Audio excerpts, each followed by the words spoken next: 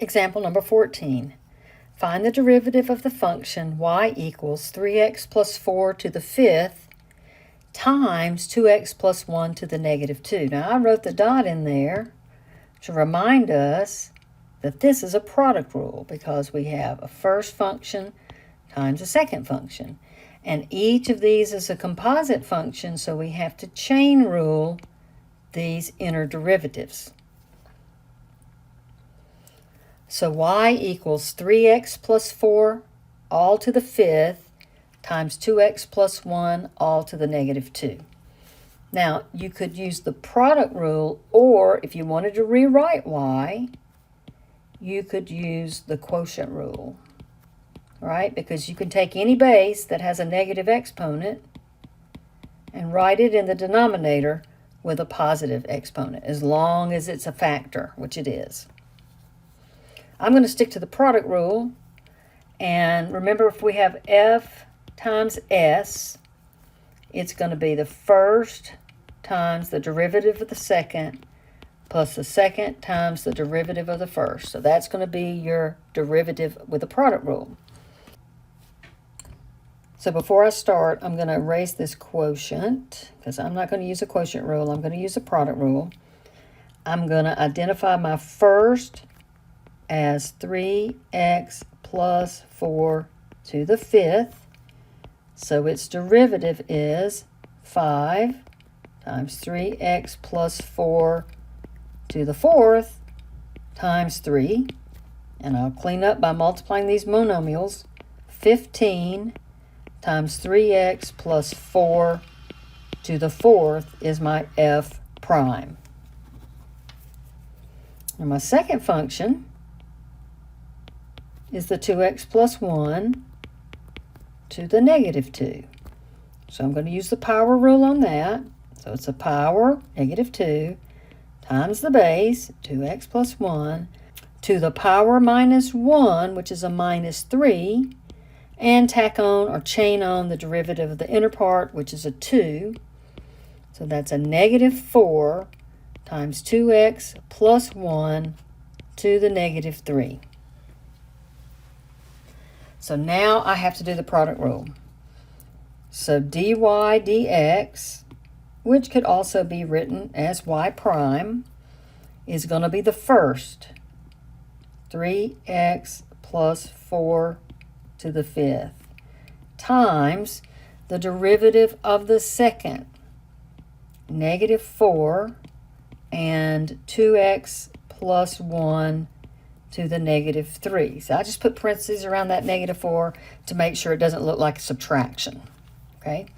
And that's going to be plus the second, 2x plus 1 to the minus 2, and the derivative of the first. So 15, I'll just put it in parentheses again, 3x plus 4 to the fourth. Now we have to clean this up a little bit, and then I'm also going to factor out common factors. So negative 4, 3x plus 4 to the fifth times 2x plus 1 to the negative 3 plus 15. I'm just putting those monomials in front. 2x plus 1 to the negative 2 times 3x plus 4 to the fourth. Now let's talk about bringing out common factors that have exponents. So let's say I have x to the fifth times y to the third plus x to the second y to the fifth. Now the only base I can bring out is the one with the lower exponent. So for my x, it's going to be this one, x squared. And for my y, it's going to be this one, y cubed. So I can bring out a y cubed x squared, doesn't matter what order because that's multiplication.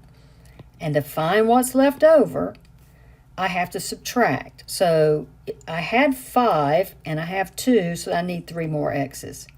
And I need 0 y's because 3 minus 3 is 0.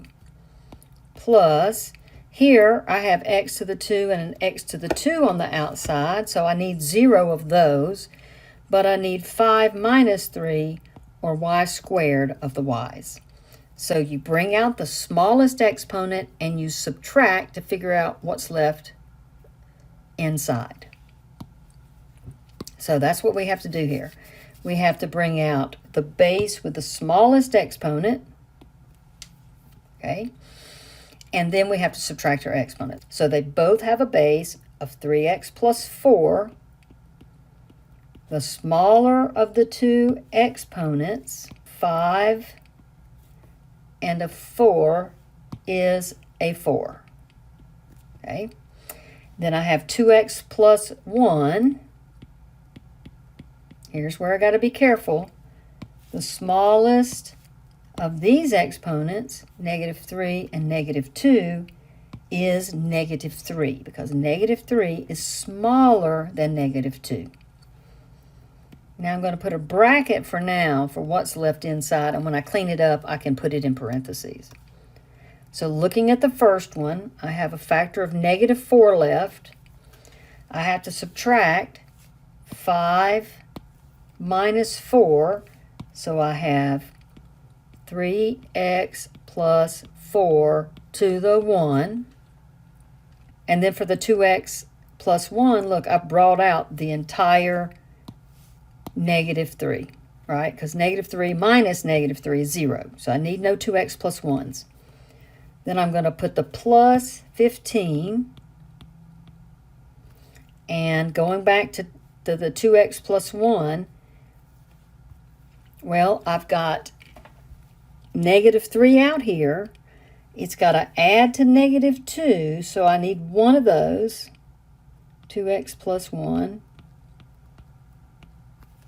And then 3x plus 4 to the 4th is all out here. So both of those needed a 1 inside. The 5 minus 4 gave me 1 for the 3x plus 4.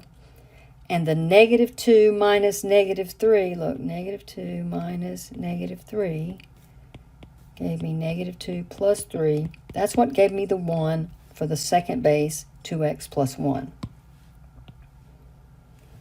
Now, last thing, clean up the inside of that. 3x plus 4 to the 4th, 2x plus 1 to the -3. Multiply -4 times both of those, -12x minus 16. Multiply 15 times both of those, 30x plus 15. And now I'm going to clean that up just a little bit more. 3x plus 4 to the 4th, 2x plus 1 to the -3, and this is going to be 18x minus 1. Now the only thing left that I might do is get rid of this negative exponent, so take that base to the denominator. So 3x plus 4 to the 4th times 18x minus 1, and all of that is over 2x plus 1 to the 3rd. Now remember, this is the calculus. That's where you're doing the first times the derivative of the second plus second times the derivative of the first. All of this other stuff is simplification, okay? It doesn't count as much as the calculus, but it does count a little bit in each problem. So practice simplifying and do your best to get these simplified as much as possible.